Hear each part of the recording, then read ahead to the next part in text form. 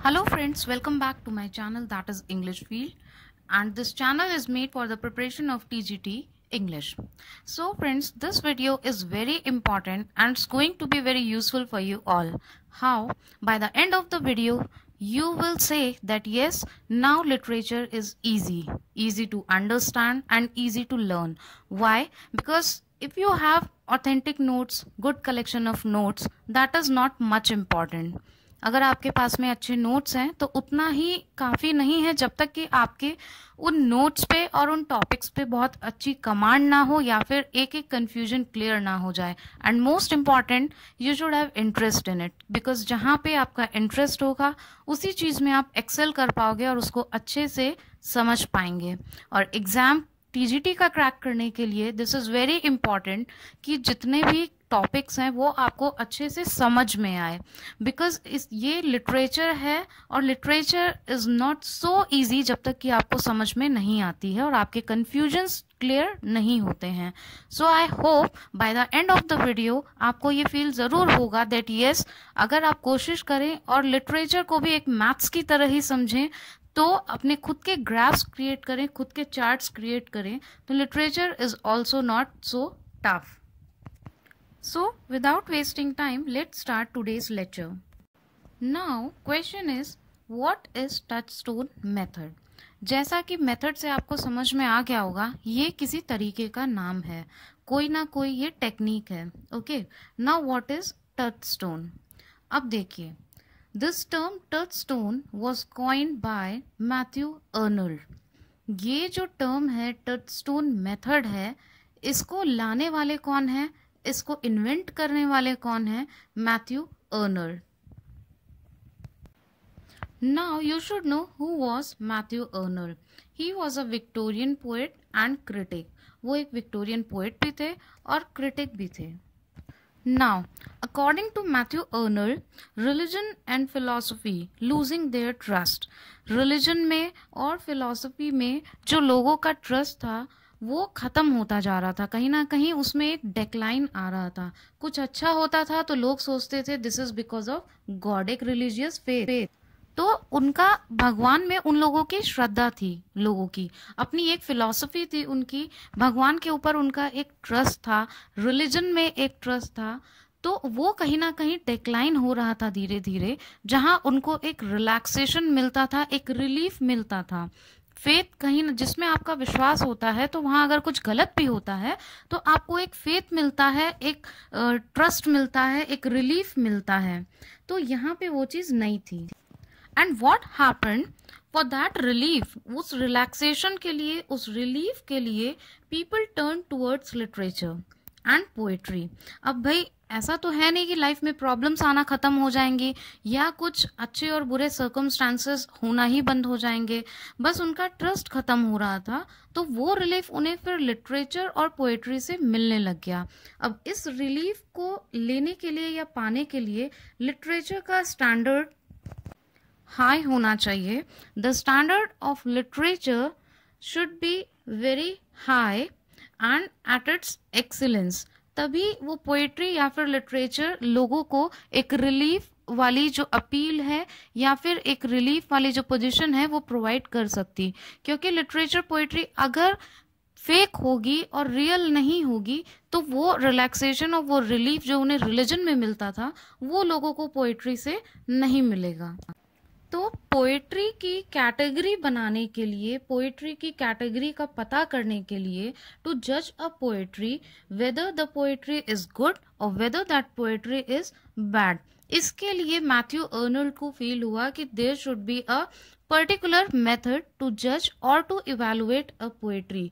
Poetry का आकलन करने के लिए अगर आप बोले हिंदी में, तो इस मेथड का इन्वेंशन मैथ्यू अर्नल्ड ने किया. और अब आइए इसके आगे देखते हैं. Now, this method was introduced by him in the study of poetry in 1880. 1880 date यहाँ पे मेंशन नहीं है, आप लिख लीजिएगा. 1880 में इस मेथड को मैथ्यू अर्नल्ड ने इंट्रोड्यूस किया. ये जो वर्क था उनका द स्टडी ऑफ पोएट्री, उसको उन्होंने लिया था एसेज इन क्रिटिसिज्म से. ये 2 सीरीज में पब्लिश हुए थे. फर्स्ट सीरीज 1865 में पब्लिश हुई और सेकंड सीरीज इसकी 1888 में पब्लिश हुई। तो आई होप ये स्लाइड आपको क्लियर है। द स्टडी ऑफ पोइट्री में उन्होंने फर्स्ट टाइम इसको इंट्रोड्यूस किया और study of poetry essays in criticism से लिया गया। दोनों डेट्स हैं। अब पोएट्री को जज करने के लिए मींस उस टच स्टोन मेथड को यूज करने के लिए कि वो पोएट्री किस स्टैंडर्ड की है और वो स्टैंडर्ड की जरूरत क्यों पड़ी, ये मैंने आपको बता ही दिया है कि सिलेक्टेड सम पैसेजेस। 2 पैसेजेस में कंपैरिजन करके उन्होंने ये पता लगाने की कोशिश की कि पोएट्री का स्टैंडर्ड क्या है। अब वो उन्होंने कैसे किया ये समझते हैं।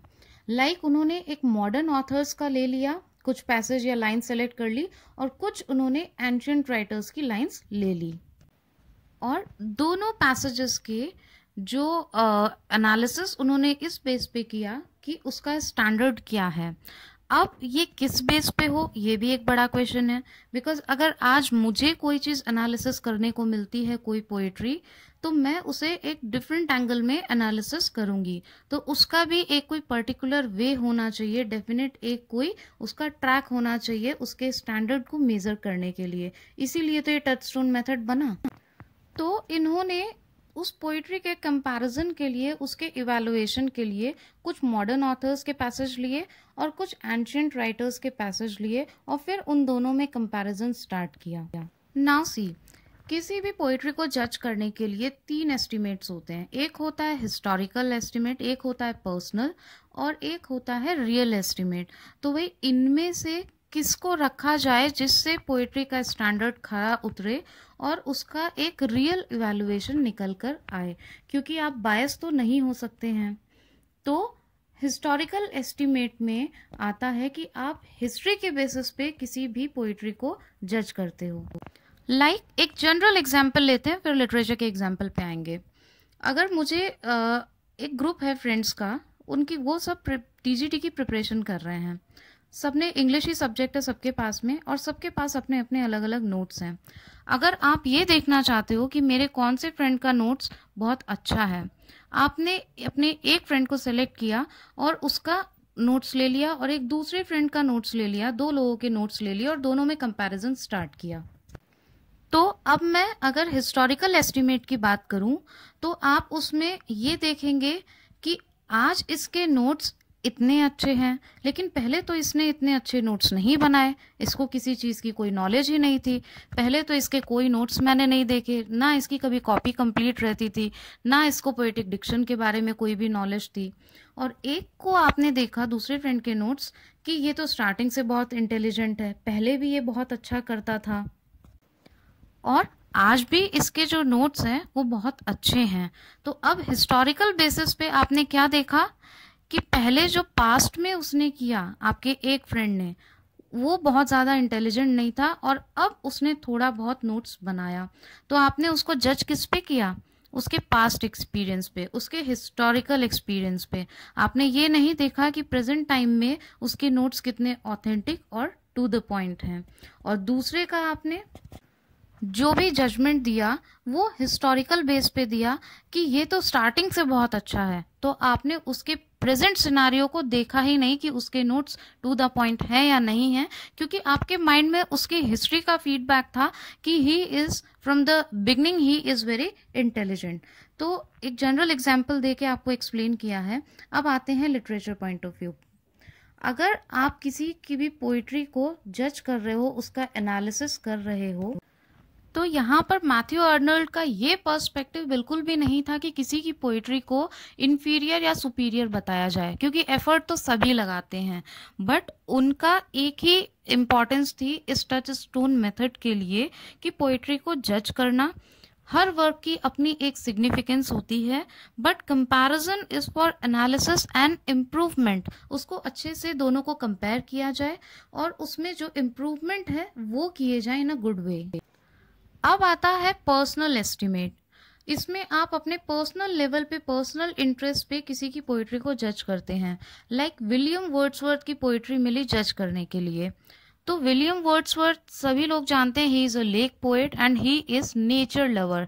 नेचर का इन्फ्लुएंस आप उनकी हर पोएट्री में देखेंगे, बट अगर आप अपने पर्सपेक्टिव से चलें तो मे बी आपको वो ना पसंद हो, आपको कुछ हीरोइक पोएम्स पसंद हो तो आपको उसमें कोई इंटरेस्ट नजर नहीं, तो उसमें आपको कोई इंटरेस्ट नहीं आएगा और आप अपने पर्सनल बेसिस पे उसको जज करेंगे कि this poetry is not very good, because आपका तो इंटरेस्ट किसी और सब्जेक्ट में है। और विलियम वर्ड्स की जो जितनी भी पोइट्री हैं उनके अंदर सारी नेचर लविंग पोएम्स हैं। अब आते हैं हम रियल एस्टीमेट पे। रियल एस्टीमेट से ही एक पर्टिकुलर पर्सपेक्टिव मिला कि किस तरीके से पोइट्री को जज किया जाए, रियल एस्टीमेट कैसा होता है, आइए देखें। Now, why evaluation should be based on real estimate according to Matthew Arnold? अब मैथ्यू अर्नल्ड के बारे में आपको जानना जरूरी है कि वो पोएट्री को कौन सा स्टैंडर्ड देते थे, किस वे में पोएट्री को लेते थे, उसके बारे में क्या सोचते थे, और फिर उन्होंने ये टचस्टोन मेथड इंट्रोड्यूस किया टू जज द पोएट्री लेवल। अब रियल एस्टीमेट में क्या क्या उन्होंने पर्सपेक्टिव्स रखे, क्या क्या पॉइंट्स रखे, वो आपके लिए जरूरी है। हिस्टोरिकल, पर्सनल, रियल, ये तीनों आपको समझ में आ गए हैं। नाउ हम ये देखते हैं कि अर्नल्ड ने क्या कहा इन तीनों एस्टिमेट के बारे में। Arnold says the historic estimate and personal estimate are fallacious. Fallacious का मतलब होता है फेक, झूठा, जो कि रियल ना हो। तो उनके हिसाब से हिस्टोरिकल और पर्सनल एस्टिमेट से अगर किसी पोइट्री को जज किया जाता है, इवेलुएट किया जाता है, तो वो फेलेशियस होता है। This method was used as corrective to this fallacious estimate of poem. इस मेथड को एक करेक्शन के फॉर्म में यूज किया गया। फेलेशियस, आपके एग्जाम में फेलेशियस एस्टिमेट से क्वेश्चन आ सकते हैं और एज इट इज यही लैंग्वेज रहेगी, तो आपको ये पता होना चाहिए फेलेशियस क्या होता है, जो कि फेक होता है, रियल नहीं होता है, ऑथेंटिक नहीं होता है। तो इसको as a corrective, as a correction के रूप में लिया, किसी को नीचा या ऊंचा दिखाने के लिए नहीं किया। For Arnold, fallacious denote as false, wrong, illogical line और पैसेजेस। अब इनके लिए फेलेशियस इवैल्यूएशन वो था, इसको उन्होंने डिनोट किया जो कि फॉल्स हो, रॉन्ग हो, इलॉजिकल लाइन्स हो, मींस उन लाइन्स की कोई वैल्यू ना हो, कोई लॉजिक ना हो, और पैसेज, या फिर जो पैसेज हो वो कोई मैसेज ना दे रहा हो। अब आप बोलेंगे कि अर्नल्ड का क्या व्यू था पोइट्री के बारे में, वो पोइट्री को किस तरीके से देखते थे, तो हम नेक्स्ट स्लाइड में यही देखेंगे कि what was the major for Matthew Arnold. So, here are vital points for poetry according to Matthew Arnold. Matthew Arnold के हिसाब से जो important points थे poetry में होने चाहिए। Poetry has power to replace religion और philosophy. उनके हिसाब से पोइट्री में इतनी पार होती है जो कि रिलीजन और फिलॉसफी को रिप्लेस कर सके। मींस जो मैंने आपको स्टार्टिंग में कंसेप्ट बताया कि उनका फेथ लोगों का डिक्लाइन हो रहा था। मैथ्यू अर्नल्ड की एक पोएम है डोवर बीच, उसमें भी उन्होंने रिलीजियस फेथ के बारे में बात की है। डोवर बीच में मैथ्यू अर्नल्ड ने अपने इमोशंस को एक्सप्रेस किया है, जिससे आप समझ सकते हैं कि the despair, hopelessness and frustration in the world is due to the decline of religious faith. कि डिस्पेयर जो दुख है, होपलेसनेस जो आशा खत्म होती जा रही है, जिससे जो फ्रस्ट्रेशन अराइज हो रहा है पूरे वर्ल्ड में, उसका रीजन है कि रिलीजियस फेथ में कहीं ना कहीं एक डिक्लाइन आ रहा है। Poetry interprets life for us. Poetry must be of high standard. This I have told you. Future of poetry is really great because अब जो रिलीफ वो ढूंढ रहे थे लोग, वो पोएट्री में ही ढूंढ रहे थे, तो उन्होंने बोला कि पोएट्री का फ्यूचर बहुत इमेंस है, बहुत अच्छा है। Good poetry changes our mind और ideas. Poetry is a criticism of life. एक जो बहुत अच्छी पोएट्री होती है वो हमारे माइंड और आइडियाज को बिल्कुल रिप्लेस और चेंज कर देती है। तो फ्रेंड्स, अगर कोई पोइट्री, लास्ट पॉइंट को अगर हम देखें कि माइंड और आइडिया कैसे चेंज कर देती है, अगर कोई पोइट्री बहुत ही मोटिवेशनल है तो वो हमें बहुत अच्छे से, हम उसे अपनी लाइफ से रिलेट कर पाते हैं और कहीं ना कहीं इंस्पायर भी होते हैं। तो ये एक रीज़न है कि पोइट्री से चाहे अगर पोइट्स, तो वो कुछ भी कर सकते हैं। फॉर एग्जाम्पल, मैक्स हर्मन की पोएम है डेजिडरेटा, उसमें आप देखिए how to lead a life. So in this poem Max Ehrmann ने बताया है that how to lead a peaceful life life में पीस होना कितना ज़रूरी है, उसकी क्या इम्पोर्टेंस है, लाइफ में जो भी ऑब्स्टैकल्स आते हैं, प्रॉब्लम्स आते हैं, उनको किस तरीके से हम डील करें वेरी बोल्डली, हमें कैसे स्टैंड लेना चाहिए, फ्रस्ट्रेट नहीं होना चाहिए, we should not go and choose the way of darkness, उस डार्कनेस से कैसे हम बाहर निकलें, प्लस ट्रेचरस वर्ड से कैसे हमें डील करना चाहिए, कैसे हमें बचना चाहिए. Now the last point is poetry is a criticism of life. Poetry को उन्होंने क्रिटिसिज्म ऑफ लाइफ भी बोला है. वो क्यों बोला है? जिस तरीके से कोई भी ऑथर या राइटर अपने वर्क में अपने लाइफ के एक्सपीरियंस को उतारता है, उसका एक क्रिटिकल एप्रिसिएशन देता है जो कि रियल होता है. तो अपने एक्सपीरियंसेस को पोइट्री में कॉइन करना, उसको सम अप करना, that is the poetry is a criticism of life. Now we'll study the essential or important points for real estimate or real evaluation. क्योंकि मैथ्यू अर्नल्ड ने तीनों में से हिस्टोरिकल को अलग किया, पर्सनल एस्टिमेट को अलग किया और रियल एस्टिमेट को उन्होंने वैल्यू दी. अब रियल एस्टिमेट को उन्होंने value the, that is okay, but उसके अंदर उन्होंने किन किन पॉइंट्स को रखा जिसपे हम जज करेंगे कि पोइट्री इज गुड और बैड, और उस पोइट्री को हम कैटेगराइज करेंगे, तो वो हम देखते हैं. First point is it should contain reality and seriousness. Poem में रियलिटी और सीरियसनेस होनी चाहिए. ऐसा नहीं है कि पोइट्री आपने लिख दी just for the sake of entertainment, just for the sake of fun, वो रियल पोइट्री नहीं कहलाती है. पोइट्री का सेंस होता है उसमें सीरियसनेस होनी चाहिए और रियलिटी होनी चाहिए. अब मैथ्यू अर्नल्ड के लिए सीरियसनेस का क्या मतलब है? मीन्स उसमें पोएटिक ब्यूटी और पोएटिक ट्रुथ होना चाहिए. Now you will ask what is poetic truth and poetic beauty. So here poetic truth and poetic beauty means matter and manner, and this is later on called as high seriousness, जिसमें truth हो, एक सही diction हो, free diction हो, एक flow में हो, अच्छा style हो poetry में, उसे कहते हैं poetic beauty और poetry manner. तो ये चीज़ें poetry में होनी चाहिए. And poetry should be of high standard, and this is possible only when evaluated correctly and in a proper way. Aristotle की पोएट्री में मैथ्यू अर्नल्ड ने देखा कि उसमें हाई सीरियसनेस है. जो जो रियल एस्टिमेट में उन्होंने पॉइंट्स बनाए या फिर उनको सेट किया, वो सारी चीज़ें उनकी पोएट्री में मिलती है और सारी चीज़ें बहुत अपीलिंग लगती है जो कि रियल एस्टिमेट पर खरी उतरती है. ऐसे तो उनको चौसर की पोएट्री भी बहुत अच्छी लगती थी, उसको भी एक अच्छे स्टैंडर्ड में उन्होंने रखा, बट उसे क्लासिक का ग्रुप नहीं दिया, क्लासिकल नहीं. द रीजन बिहाइंड इट, उसमें हाई सीरियसनेस का कोई भी पॉइंट नहीं था, इसलिए उन्हें चौसर की पोएट्री को भी ये कमेंट देते हुए कहा कि this is not perfect poetry, because ये रियल एस्टिमेट में हाई सीरियसनेस में काउंट नहीं होती है, और इसीलिए क्लासिक पोएट में से के ग्रुप में से उनको अलग रखा. ऑल्दो उन्हें चौसर की पोएट्रीज पसंद थी और चीज़ें सही थी, बट हाई सीरियसनेस नहीं थी, इसे include. And Matthew Arnold, after reading these, after the analysis of Chaucer's poetry, he said that I can't include you in classic poet. If they want to be included as a classic poet, then you all have to fulfill these conditions. Means जो उन्होंने real estimate की conditions रखी थी और जो points evaluation के लिए बताए जो एक poetry में contain करने चाहिए, वो नहीं थे. अगर वो होते तो वो classical poets के group में आता. So friends, we can say कि जो टचस्टोन मेथड होता है वो पोइट्री के इवैल्यूएशन के लिए होता है कि पोइट्री हाई स्टैंडर्ड की है या नहीं, या फिर वो सारे पॉइंट्स फुलफिल करती है या फिर नहीं. तो उसके लिए उन्होंने मॉडर्न ऑथर्स और एंशिएंट राइटर्स के जो पोएम्स थे या फिर जो लाइन्स पैसेजेस उन्होंने सेलेक्ट किए, उनमें कंपैरिजन करना स्टार्ट किया और उनके लिए क्या क्या उन्होंने पैमाने तय किए, क्या स्केल्स तय किए, वो सारी चीज़ें आपको मैंने इस वीडियो में बताई. I hope this video is helpful. इसी तरीके से इस चैनल पे आपको सारे लिटरेरी फॉर्म्स, लिटरेरी टर्म्स के एक एक मेथड्स या फिर और भी जितनी टर्म्स हैं उनका एक्सप्लेनेशन मिल जाएगा. And please subscribe the channel for more videos and regular notifications.